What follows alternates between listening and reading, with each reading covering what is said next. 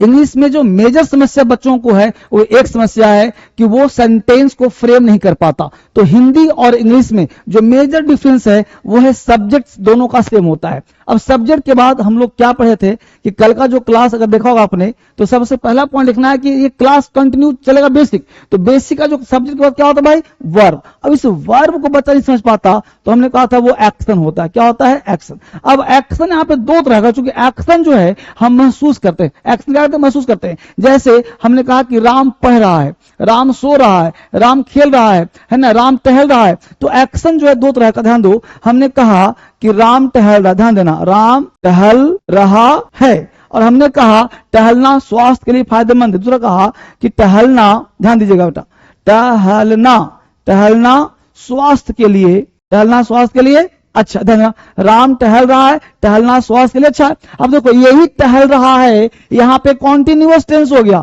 तो हम लोग बोल देंगे सिंपल सा क्या भाई कि Ram is walking, Ram is walking. तो इज के बाद वॉकिंग लगा। लेकिन यहां बोलेंगे टहलना तो walking is good for health, walking is good for health. अब कहना यह चाहता हूं कि यहां जो टहलना है ये बन गया सब्जेक्ट, इसी को हम जेरेंड कहते हैं। क्या कहते हैं, जेरेंड कहते हैं।